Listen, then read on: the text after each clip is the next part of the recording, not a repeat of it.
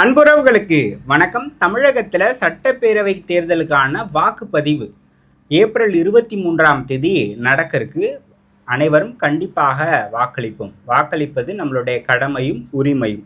இந்த காணொலியில் தூத்துக்குடி மாவட்டத்தில் வரக்கூடிய தூத்துக்குடி சட்டமன்ற தொகுதியில் யார் யார் போட்டியிடுறாங்க, அங்கே யாருக்கான களமாக இருக்குது, அங்கே எந்த சமூகம் வெற்றி தோல்வியை தீர்மானிக்கிறாங்க உள்ளிட்ட பல விடயங்களை பார்க்க போகிறோம். முதல்ல யார் யார் வேட்பாளர்கள் அப்படின்னு பார்த்துடலாம். திமுகவின் சார்பில் எப்போதும் போல கீதா ஜீவன் அவர்களே வேட்பாளராக அறிவிக்கப்பட்டிருக்கிறார். தற்போதைய சட்டமன்ற உறுப்பினர் அவங்க தான். தூத்துக்குடியில் வடக்கு மாவட்ட செயலாளராக இருக்கிறார். 2006 அவங்க தூத்துக்குடி தொகுதியில் போட்டியிடுறாங்க. அதிமுகவின் சார்பில் சீதா செல்லப்பாண்டியன் அவர்கள் போட்டியிடுகிறார். வர்த்தக அணியினுடைய செயலாளராக அவர் அதிமுகவில் இருக்கிறார். நாம் தமிழர் கட்சியின் சார்பில் ஜேக்கப் அபிஷேக் தேவதாசன் அவர்கள் போட்டியிடுகிறார். அவர் வழக்கறிஞர். தமிழக வெற்றி கழகத்தின் சார்பில் அஜிதா அக்னல் போட்டியிடுவாங்க அப்படின்ற ஒரு கணிப்பு இருந்தது. ஆனால் அங்கு விஜயனுடைய நண்பர் திரைப்படங்களில் நடித்தவரான ஸ்ரீநாத் அவர்கள் போட்டியிடுகிறார். ஸோ தூத்துக்குடி சட்டமன்ற தொகுதிக்கு உட்பட்டு வாக்காளர்கள் எவ்வளோ பேர் இருக்கிறாங்க அப்படின்னு பார்த்தீங்கன்னா, ஆண்கள் 1,20,614. இந்த சட்டமன்ற தொகுதியிலும் ஆண்களை விட பெண் வாக்காளர்களே அதிகம். பெண்கள் 1,27,623. மூன்றாம் பாலினத்தவர் 63 பேர். ஒட்டுமொத்தமாக 2,48,300 பேர். என்னென்ன சமூகங்கள் இங்கே இருக்கிறாங்க அப்படின்னு பார்த்தீங்கன்னா, மீனவர்கள், அதில் குறிப்பாக பரதவர், தேவேந்திரகுல வேளாளர்கள், யாதவர்கள், நாடார்கள், கிறிஸ்தவ நாடார்களும் இருக்கிறாங்க. மீனவர்களில் கிறிஸ்தவர்களும் இருக்கிறாங்க. இது சமூக நிலை. இவங்க தான் இங்கே பெரும்பான்மையாக அல்லது வெற்றி தோல்வியை தீர்மானிக்கக்கூடிய சக்திகளாக இருக்கக்கூடிய சமூகங்கள். இதுவரை நடைபெற்ற தேர்தல்களில் அங்கு திமுக 6 முறை ஜெயிச்சிருக்கிறாங்க, அதிமுக 6 முறை ஜெயிச்சிருக்கிறாங்க. இதை பார்க்கும்போது 2 பேருக்கும் சம அளவில் இருக்கிறாங்க அப்படின்னு தோணும். ஆனால் கடந்த 4 தேர்தல்களில் பார்த்தீங்க அப்படின்னா 6, 11, 16, 21 பார்த்தீங்க அப்படின்னா 2011 திமுக ரொம்ப பேடாக பர்ஃபார்மன்ஸ் பண்ண தேர்தல். அந்த தேர்தலில் தான் அதிமுக ஜெயிச்சிருக்கிறாங்க. 2006, 16, 21 இந்த 3 தேர்தல்கள்லையுமே அங்கே திமுக வெற்றி பெற்றிருக்கிறாங்க. திமுகவின் சார்பில் தற்போது வேட்பாளராக இருக்கக்கூடிய கீதா ஜீவன் அவர்கள் தான் வெற்றி பெற்று இருக்கிறார். 2021 தேர்தல் எப்படி இருந்திருக்கு அப்படின்னு பார்த்தீங்க அப்படின்னா, அங்கே திமுக 92,314 வாக்குகளை பெற்றிருக்காங்க. அதிமுக ஆனால் அப்போ தமிழ் மாநில காங்கிரஸ் போட்டிட்டாங்க. அதிமுக நம்ம சொல்லலாம், ஏன்னா இப்போ இரட்டை இலை சின்னத்தில் போட்டிட்டாங்க. இந்த முறை தான் அவங்க தாமரை சின்னத்தில் போட்டிடுறாங்க. அப்போ அதிமுக 42,004. நாம் தமிழர் கட்சி 30,000 வாக்குகளை பெற்றிருக்காங்க. தமிழகத்திலேயே சீமானுக்கு அடுத்தபடியாக ஒரு தொகுதியில் சதவீத அடிப்படையில் அதிக சதவீதம் எடுத்தது அப்படின்னா இந்த தொகுதி தான். கிட்டத்தட்ட 16% வாக்குகளை பெற்றாங்க. இப்போ சோழிங்கநல்லூரில் இதை விட அதிகமான வாக்குகளை பெற்றாங்க. ஏன்னா சோழிங்கநல்லூர் சட்டமன்ற தொகுதி அதிக வாக்காளர்களை கொண்ட ஒரு தொகுதி. ஆனால் சதவீத அடிப்படையில் பார்த்தோம் அப்படின்னா தூத்துக்குடி தான் 2வது. ஏன்னா அங்கே 16% வாக்குகளை நாம் தமிழர் கட்சி பெற்றாங்க. மக்கள் நீதி மையம் ஒரு 10,000 வாக்குகளை இங்கே கடந்த தேர்தலில் வாங்கியிருக்கிறாங்க. வேட்பாளர்கள் பற்றி பார்ப்போம். முதல்ல திமுகவினுடைய வேட்பாளர் கீதா ஜீவன் அவர்கள். தூத்துக்குடி திமுக அப்படின்னாலே இவங்களுடைய குடும்பம் தான் அப்படின்னு சொல்லலாம். ஸோ இவங்களுடைய அப்பா பெரியசாமி, அவர் 89, 96 தூத்துக்குடியினுடைய சட்டமன்ற உறுப்பினராக இருந்தவர். இவங்க 2006, 16, 21 தூத்துக்குடியினுடைய சட்டமன்ற உறுப்பினர். ஏற்கனவே உள்ளாட்சி அமைப்புகளில் இவங்க பதவியிலையும் இருந்திருக்கிறாங்க. இவங்க அப்பாவும் உள்ளாட்சி அமைப்புகளில் பதவியில் இருந்திருக்கிறார். பிரதர் அவர் ஜெகன் பெரியசாமி. அவர் இப்போ தூத்துக்குடியினுடைய மேயராக இருக்கிறார். ஸோ தூத்துக்குடியினுடைய திமுக அல்லது தூத்துக்குடியில் அதிகார வர்க்கமாக இருப்பது அப்படின்னா இவங்களுடைய குடும்பம் அப்படின்னு சொல்லலாம். ஸோ இவங்க 2011 மட்டும் தோல்வி அடைஞ்சிருக்கிறாங்க. 3 முறை வெற்றி பெற்றிருக்கிறாங்க. இப்போ 5வது முறையாக தேர்தலில் களம் காணுறாங்க. இவங்க திமுகவில் பெண் மாவட்ட செயலாளர்களே ரொம்ப குறைவு தான் அப்படின்னு நினைக்கிறேன். பெண் மாவட்ட செயலாளராக இருக்கிற ஒரே ஒருத்தவங்க இவங்க தான் அப்படின்னு நினைக்கிறேன். ஸோ தூத்துக்குடி வடக்கு மாவட்ட செயலாளராக கீதா ஜீவன் அவர்கள் செயல்பட்டுக்கிட்டு வரார். ஸோ பெரியசாமி அவர்களுடைய மகள் ஒரு செல்வாக்கான குடும்பம் தான்.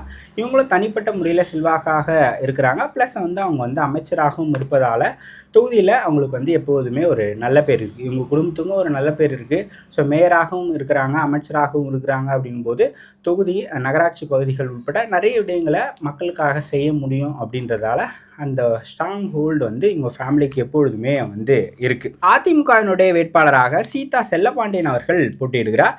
அவர் வர்த்தக அணியில் செயலாளராக இருக்கிறார். அதிமுகவை பொறுத்த வரைக்கும் 2011 அவர் ஜெயிச்சிருக்கிறார். ஏற்கனவே இங்கே போட்டியிட்டு வெற்றி பெற்றவர் தான்.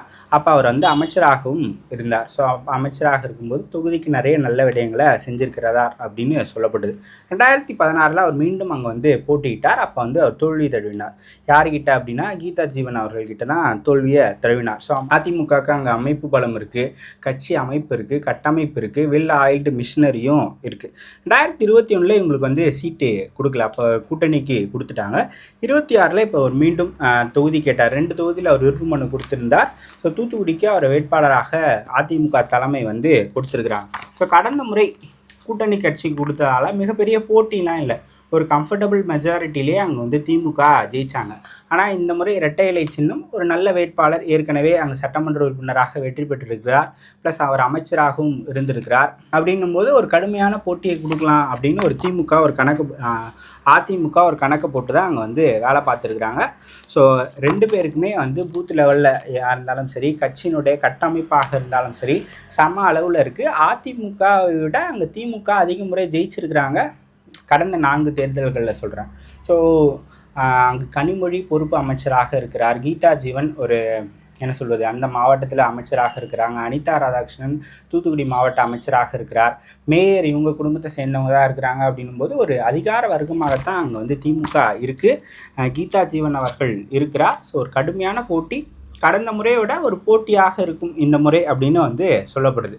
நாம் தமிழர் கட்சியின் சார்பில் ஜேக்கப் அபிஷேக் தேவதாசன் அவர்கள் போட்டியிடுகிறார், வழக்கறிஞர். நாம் தமிழர் கட்சி 2021 தேர்தலில் 30,937 வாக்குகளை பெற்றாங்க. சதவீத அடிப்படையில் 16. 2வது அதிகபட்சமாக வாங்கின சதவீதம் வந்து தூத்துக்குடி தான். ஸோ கடுமையான வளர்ச்சி இருக்குது நாம் தமிழர் கட்சியை பொறுத்த வரைக்கும். 16 to 21 பார்த்தோம் அப்படின்னா ஒரு மிகப்பெரிய ஜம்பை வந்து அவங்க பண்ணியிருக்கிறாங்க. 21 to 24 பார்த்தா ஒரு 8,000 வாக்குகள் குறைஞ்சிருக்கு. மேபி கனிமொழி அக்கா அங்கே போட்டிட்டாங்க, ஸோ அதனால் கூட இருக்கலாம். ஆனால் 26 ஒரு ஜம்ப் இருக்கும் அப்படின்னு தான் நம்பப்படுது. ஸோ அதற்கான கடுமையான உழைப்புகளையும் செலுத்திட்டு இருக்காங்க. நீண்ட நாட்களாக கட்சியில் இருக்கக்கூடிய ஒரு தம்பிக்கு தான் அங்கே வந்து வாய்ப்பு வந்து கொடுக்கப்பட்டிருக்கு. ஸோ அவர் சின்ன பசங்க இருந்ததுலேருந்தே கட்சி பணிகளில் இருக்கிறார் அப்படின்னு சீமான் அவர்கள் ஒரு முறை ஒரு ப்ரெஸ் மீட்டில் வந்து சொல்லியிருந்தார். ஸோ அவருக்கு தான் சீட்டு கொடுத்துருக்குறாங்க. இந்த முறை 40 வரைக்கும் கிராஸ் பண்ணுறாங்களா தொடுறாங்களா அப்படின்றத நாம் தமிழர் கட்சி பார்க்கலாம். ஸோ நாம் தமிழர் கட்சி தென் மாவட்டங்களில் வலுவாகிட்டே இருக்கிறாங்க அப்படின்னு சொல்லலாம். திமுக அதிமுகவுக்கு அடுத்து நாம் தமிழர் கட்சி ஒரு பெரிய சக்தியாக தென் மாவட்டங்களில் வளர்கிறாங்க. குறிப்பாக தென்காசி, தூத்துக்குடி, திருநெல்வேலி உள்ளிட்ட பகுதிகளெல்லாம் அவங்களுடைய வளர்ச்சி வந்து அதிகமாக இருக்குது. அதுக்கு காரணம் வந்து முக்குளத்தூர் சமூகம் அதிமுகவுக்கு எதிராக திரும்பிய நிலையில் நாம் தமிழர் கட்சிக்கு அங்கே ஒரு ஆதரவு வளையம் உண்டாகிட்டே இருக்குது அப்படின்னு வந்து நம்ம வந்து சொல்லலாம். ஸோ நாம் தமிழர் எவ்வளோ எடுக்கிறாங்க அப்படின்றத பொறுத்திருந்து பார்ப்போம். தமிழக வெற்றிக் கழகத்தின் சார்பில் ஸ்ரீநாத் அவர்கள் வேட்பாளராக அறிவிக்கப்பட்டிருக்கிறார். அஜிதா ஆக்னல் தான் அங்கே தொடர்ச்சியாக பணிகள் செய்கிற மாதிரி இருந்தது. அவங்க வந்து அவங்களுக்கு மாவட்ட செயலாளர் கொடுக்கல அப்படின்ற மாதிரி ஒரு எதிர்ப்பை கிளப்பினாங்க. அங்கே கட்சி ஆஃபீஸில் வந்து போராட்டம்லாம் பண்ணாங்க. அதன் பிறகு அவங்க லைம் லைட்டில் இல்லாமையே போயிட்டாங்க. இப்போ அந்த வகையில் தான் அங்கே அவருடைய நண்பர் ஸ்ரீநாத் அவர்களை நிற்க வச்சிருக்கிறார். ஸோ அவர் சொந்த ஊர் அப்படின்றதுனால நிற்க வைக்கப்பட்டார் அப்படின்னு சொல்லப்படுது. ஸோ அஜிதா ஆக்னல் கொடுப்பாங்கன்னு தான் நான் வந்து எதிர்பார்த்தேன். அவங்க ஒரு போட்டியை கொடுக்கலாம் அப்படின்னும் நினச்சேன். ஸ்ரீநாத் அவருமே ஒரு தெரிஞ்ச முகம்தான். விஜய் அவர்களுடைய ஃப்ரெண்டு அப்படின்ற ஒரு பேர் வந்து இருக்குது. அதுக்காக கட்சிக்காரங்க வேலை பார்ப்பாங்க. யங்ஸ்டர்ஸோடைய ஆதரவு இருக்குது. விசில் சின்னத்தை எடுத்துகிட்டு போய் சேர்த்துட்டாங்க. ஸோ விஜய் அவர்களுடைய ஆதரவு தளத்தை வச்சு நம்ம ஒரு குறிப்பிட்ட வாக்கு வங்கியை வாங்கிடலாம் அப்படின்னு அவங்க வந்து கணக்கு போடுறாங்க. ஸோ பொறுத்திருந்து பார்ப்போம். ஸோ தூத்துக்குடி சட்டமன்ற தொகுதியை பொறுத்த வரைக்கும் திமுகவினுடைய கீதா ஜீவன் அவர்களுக்கு தான் ஒரு எட்ஜி வந்து இருக்குது. கடந்த முறை ஒரு மிகப்பெரிய வாக்கு வித்தியாசத்தில் ஜெயித்தாங்க. இந்த முறை அவ்வளவு பெரிய வாக்கு வித்தியாசம் வராது. ஆனாலும் கூட ஒரு கம்ஃபர்டபுளாக அவங்க வெற்றி பெறுவதற்கான வாய்ப்புகள் வந்து இருக்குது. ஒரு கடுமையான போட்டியை அதிமுகவினுடைய சீதா செல்லப்பாண்டியன் அவர்கள் கொடுப்பதற்கு இயலும். ஸோ அவங்களுக்குமே அந்த எலெக்ஷன் மிஷினரி அதிமுக கிட்டேயும் இருக்குது. ஒரு கடுமையாக முயற்சி பண்ணாங்க அப்படின்னா அவங்க வந்து ஒரு மிகப்பெரிய போட்டியை கொடுப்பதற்கான வாய்ப்பு வந்து இருக்குது. ஸோ தூத்துக்குடி தொகுதியை பற்றி நீங்கள் நினைக்கிறீங்க, அங்கே யார் ஜெயிச்சா நல்லா இருக்கும்னு நினைக்கிறீங்க அப்படின்றத கமெண்ட் செக்ஷனில் சொல்லுங்கள். இன்னொரு காணொலியில் சந்திக்கலாம்.